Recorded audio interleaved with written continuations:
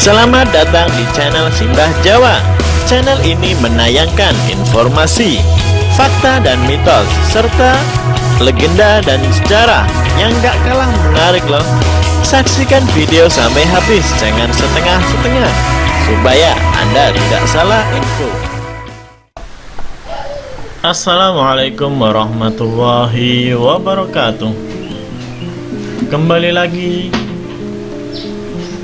di Simbah Jawa.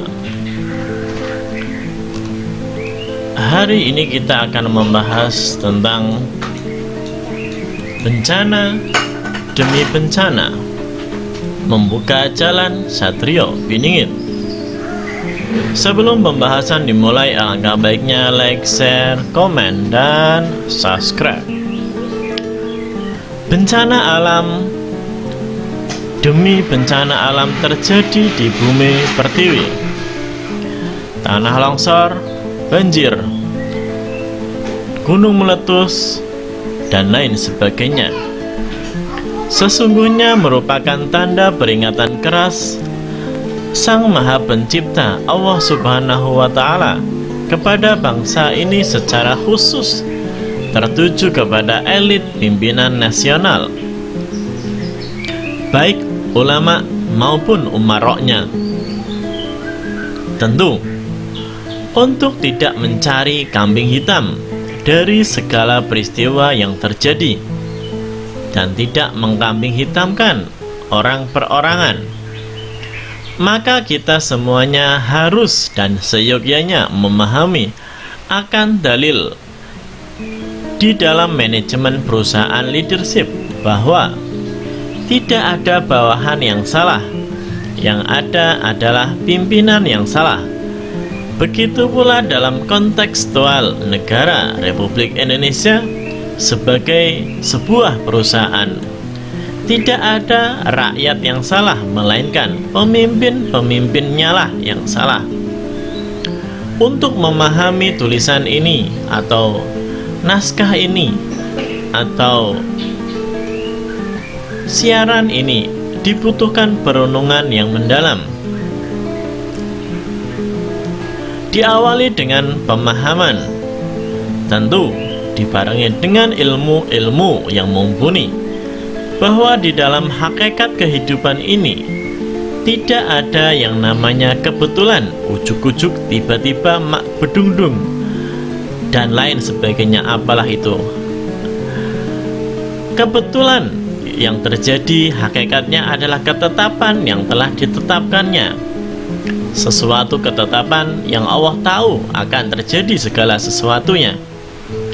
Manusia dengan akalnya hanya terbatas, kalau penglihatan hanya terbatas dengan cara pemandangan kita. Kalau mendengar hanya terbatas sampai berapa desibel saja alat pendengaran kita. Kalau berakal hanya ditetapkan dengan akal manusia saja. Manusia dengan akalnya yang terbatas hanya bisa saling berkomentar, beranalisa, berargumen, mencaci, mengolok, mengecek dengan berbagai macam teori atau cocok logi pengetahuan dengan sesuatu yang terjadi setelah kejadian itu terjadi. Sebuah bukti bahwa akal, nalar manusia dan ilmu pengetahuan adalah saling terkaitan. Menghadapi bencana alam yang terjadi, manusia tidak mampu mencegahnya, melainkan hanya mampu menangani akibat-akibatnya. Sangatlah tidak arif dan bijak apabila setiap bencana yang terjadi ditanggapi dengan statement, "Itu bukan kutukan dari Allah," dan bisa dijelaskan secara ilmiah, serta jangan dihubung-hubungkan dengan tahayul. Pernyataan ini menggambarkan arogansi penalaran atau cara berpikir ala barat yang menjauhkan diri dari Sang Khalik. Justru dengan adanya bencana alam yang terjadi silih berganti akan selalu menjadi tali erat mendekatkan diri kepada Sang Maha Pencipta. Dengan merenung dan berpikir, merenung dan berpikir, merenung dan berpikir, kita akan menjadi mawas diri. Terlalu mengandalkan akal bisa menjadikan diri kita sesat dan ingkar. Lahir dan batin harus menyatu. Mari kita renungkan bersama-sama ayat ini. Katakanlah, kabarkanlah kepadaku, jika Allah mencabut pendengaran, penglihatan kamu, serta menutup hati kamu, siapakah Tuhan selain Allah yang mengembalikannya kepadamu? Perhatikan bagaimana kami memperlihatkan tanda-tanda, kemudian mereka berpaling. Aku akan memalingkan daripada ayat-ayatku orang-orang yang takabur di muka bumi tanpa alasan yang benar. Dan jika mereka melihat tiap-tiap ayat, mereka tidak beriman kepadanya, dan mereka melihat jalan yang membawa kepada petunjuk, mereka tidak mau menempuhnya. Tetapi jika mereka melihat jalan kesesatan, mereka menempuhnya.